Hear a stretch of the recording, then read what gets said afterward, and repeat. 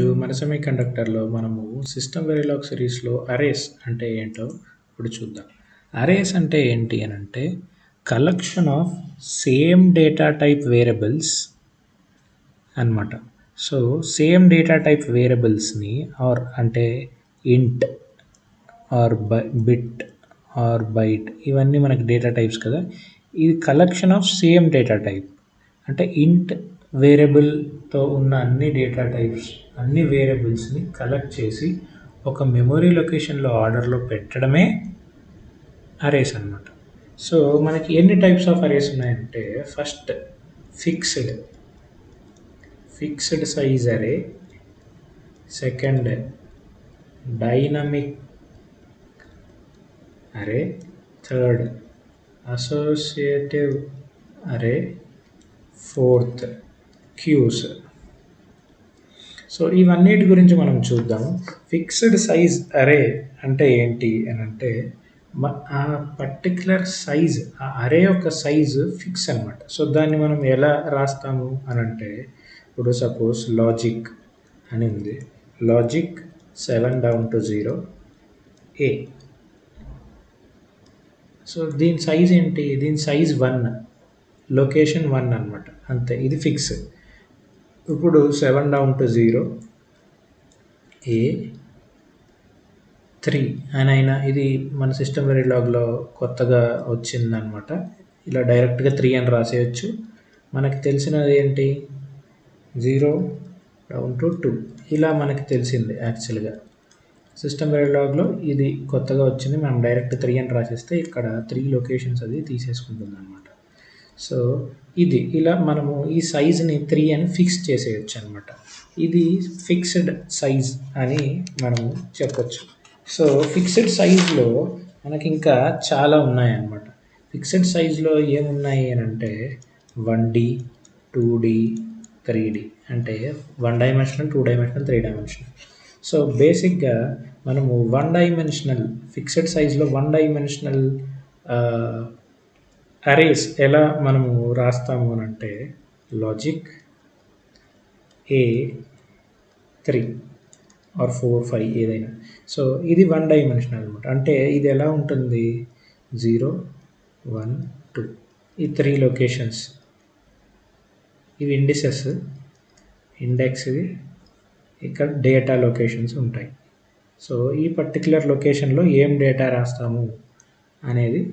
So ఇది 1 dimensional, only ఇవే ఉంటాయి. సో ఇది 2 డైమెన్షనల్లా కనిపించవచ్చు, ఇది 1 డైమెన్షనల్ అనమాట. సో ఇప్పుడు మనకు 2 డైమెన్షనల్కి వచ్చేసరికి లాజిక్ ఏ 3, 2 ఇలా మనం రాస్తే సో దాని అర్థం ఏంటంటే 3 rows 2 columns. సో రోస్ ఎన్ని ఉన్నాయి? సారీ,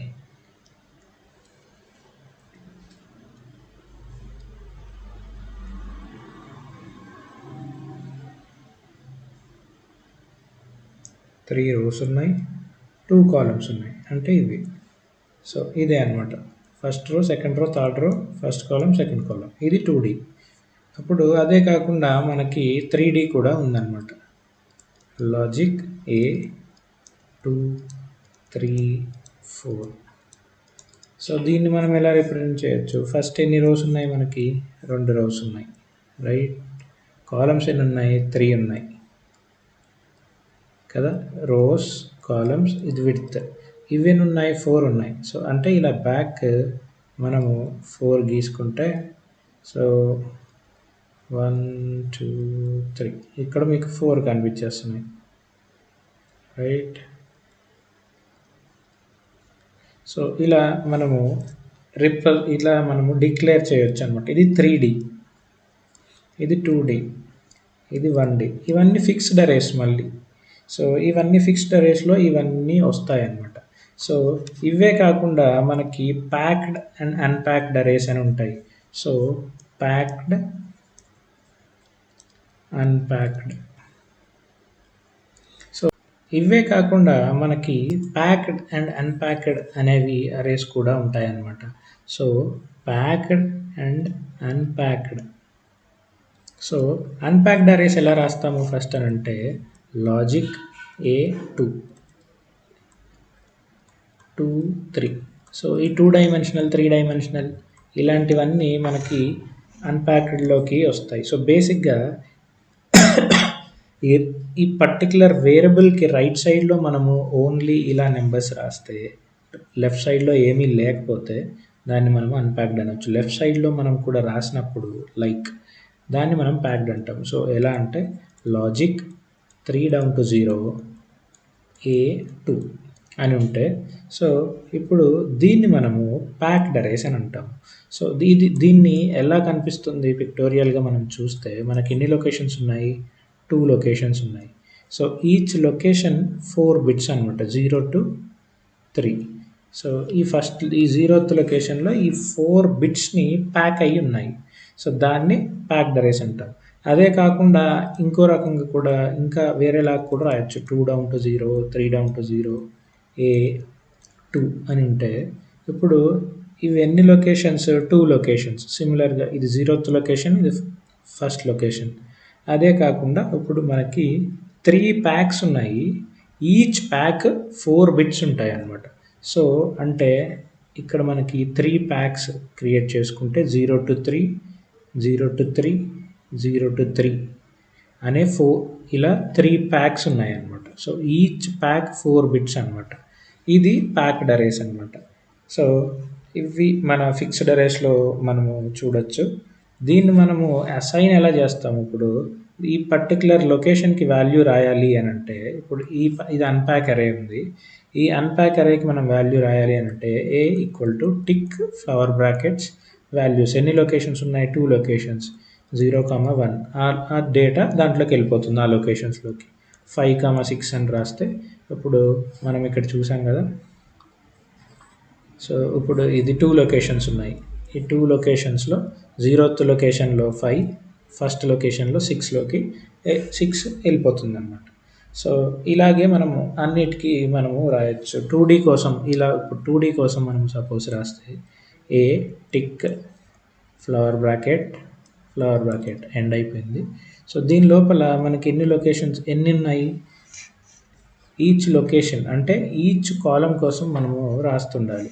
సో ఇక్కడ మనకి మళ్ళీ టిక్ పెట్టుకుని మళ్ళీ టిక్ పెట్టుకుని సో ఎన్ని రాస్తాము ఇప్పుడు దీని ప్రకారం మనం చూస్తే ఎన్ని రోస్, 2 రోస్ అంటే 2 ఉన్నాయి. ఈచ్ థింగ్ ఏంటి 3 ఉన్నాయి. సో ఇప్పుడు 3 రాస్తాము. 1, 2, 3, 4, 5, 6. సో ఇదనమాట, ఇలా రాస్తాము. అన్ప్యాక్డ్ అరేస్ అయినా ఇలాగే రాస్తాము. సో ఇది కాకుండా మనకి నెక్స్ట్ ఫిక్స్డ్ అరేస్ కాకుండా మనకు ఉన్నవి నెక్స్ట్ ఏంటంటే డైనమిక్ అరేస్. డైనమిక్ అరేస్ అంటే ఏంటి అని అంటే మనము రన్ టైంలోనే దాని సైజు పెంచవచ్చు అనమాట. సో దాన్ని ఎలా డిక్లేర్ చేస్తాం, బేసిక్గా లాజిక్ 3 డౌన్ టు 0 అని ఉంటే ఇలా డిక్లేర్ చేస్తాం. సో మనము సైజు ఇవ్వమన్నమాట. ఫిక్స్డ్ సైజ్ లాగా కాదు కదా, ఇది డైనమిక్ అరే కాబట్టి ఇక్కడ మనం సైజ్ ఇవ్వము. సైజ్ ఎలా ఇస్తాము మనము దీనికి అని అంటే న్యూ అనే వేరియబుల్ వాడుకొని ఇస్తామన్నమాట. న్యూ 10 అని ఇచ్చామనుకోండి, A ఈక్వల్ టు న్యూ 10 అని ఇస్తే ఈ డైనమిక్ అరే సైజు 10 లొకేషన్స్ ఉంటాయన్నమాట, 0 to 9. తర్వాత మళ్ళీ మనము రన్ టైంలో ఇప్పుడు మనము మార్చేయాలనుకుంటే ఇదే పర్టికులర్ న్యూ కీవర్డ్ని వాడి 15 ఆర్ ఇంకా ఏదైనా మనం మార్చేయచ్చు అనమాట. దీంట్లో డిసడ్వాంటేజ్ ఏంటి అని అంటే సింగిల్ లొకేషన్ని మనము డిలీట్ చేయలేము. డిలీట్ చేస్తే disadvantage cannot delete single location. Delete చేస్తే కంప్లీట్ అరేని డిలీట్ చేయాలి, లేదంటే మొత్తం వాడుకోవాలన్నమాట. అదే దీంట్లో ఉండే డిసడ్వాంటేజ్. సో మనము నెక్స్ట్ వచ్చేది ఏంటి అని అంటే అసోసియేట్ అరేస్ అనమాట. సో ఈ అసోసియేట్ అరేస్ అంటే ఏంటి అని అంటే లాజిక్ 3 డౌన్ టు 0. ఇక్కడ మనము ఒక టైప్ ఇస్తాం. ఏ టైప్ ఇస్తే ఆ టైప్లోకి అది మనము రాయొచ్చు అనమాట. ఆ పర్టికులర్ లొకేషన్ టైప్ అలా ఇండెక్స్ టైప్ అని అంటాం అనమాట దాన్ని. సో మనం ఇచ్చే అరే సైజ్ ఉంటుంది, ఇండెక్స్ టైప్ కూడా ఉంటుంది. సో దాని ప్రకారం మనము ఈనం అనే కీవర్డ్స్ని యూజ్ చేసుకుని మనం రాయొచ్చు అనమాట ఇక్కడ ఉండే ఈ అసోసియేటివ్ అరేని. సో మనం దీన్ని బెటర్గా ఎలా చూడొచ్చు అని అంటే, సో ఇప్పుడు one second, associative arrays. So flower bracket A, ఇక్కడ సపోజ్ కింగ్ అని ఉంటే దానికి వాల్యూ ఏం అసైన్ చేయొచ్చు, అక్బర్ కింగ్ 1 అని పెట్టుకోవచ్చు, లేకపోతే కింగ్ 2 అని ఇంకోటి ఉంది, ఇంకో కీవర్డ్ ఉంది. దానికి మనము ఇంకా ఇంకో కింగ్ పేరు అలా రాయొచ్చు, అశోక అని. ఇలా మనకి ఇండెక్స్ అనేది మనకి స్ట్రింగ్ అయి ఉండొచ్చు, ఆ ఇండెక్స్ టైప్ ఏదైనా అయి ఉండొచ్చు అనమాట. ముందు మనకు ఇండెక్స్ టైప్ ఏముంది, 0th location, 1st location, 2nd location అని అలా అన్నాము కదా. ఇక్కడ ఇండెక్స్ టైప్తో లొకేషన్ చెప్పొచ్చు. ఈ ఇండెక్స్ ఇంట్ అయితే మనకి ఇలా 0th 1 2 3 ఉంటుంది. ఇండెక్స్ మనకి స్ట్రింగ్ అయి ఉంటే ఇలా కింగ్ 1 అనే ఇండెక్స్ దగ్గర ఏం డేటా ఉంది అనేది అక్బర్, కింగ్ 2 దగ్గర ఉన్నది ఏంటి, అశోక. సో ఇలా మనము నెక్స్ట్ అలా అన్నీ రాసుకుంటూ వెళ్ళిపోవచ్చు అనమాట. అసోసియేటివ్ అరేస్లో మనకి చాలా మెథడ్స్ ఉన్నాయి. ఆ మెథడ్స్ యూస్ చేసుకుని మనము ఒక డేటాని లోపలికి పంపించవచ్చు, ఆర్ మనం డేటాని డిలీట్ చేయొచ్చు. ఒక పర్టికులర్ లొకేషన్లో ఉన్న డేటాని డిలీట్ చేయొచ్చు. అదే కాకుండా సమ్ ఆఫ్ ద డేటా కనుక్కోవచ్చు, ప్రోడక్ట్ ఆఫ్ ద డేటా కనుక్కోవచ్చు, లాస్ట్ డేటా ఏముంది, ఫస్ట్ డేటా ఏముంది, నెక్స్ట్ డేటా ఏముంది, ప్రీవియస్ డేటా ఏంటి, ఇవన్నీ మనము ఆ మెథడ్స్ యూస్ చేసుకుని అసోసియేటివ్ అరే నుంచి మనము కనుక్కోవచ్చు అనమాట. సో ఇదే కాకుండా మనకి ఇంకోటి ఉన్నది ఏంటి అని అంటే క్యూస్ అనమాట. సో క్యూస్ అంటే ఏంటి అని అంటే సింపుల్గా మనకి జనరల్గా మన డేటా స్ట్రక్చర్స్లో చూసినప్పుడు మనం ఐదర్ ఫ్రంట్ నుంచి అయినా డేటా పుష్ చేయొచ్చు, బ్యాక్ నుంచి అయినా డేటా పుష్ చేయొచ్చు. ఒక్క లొకేషన్ నుంచే డేటా పుష్ చేయొచ్చు అనేది ఏముండదు అనమాట.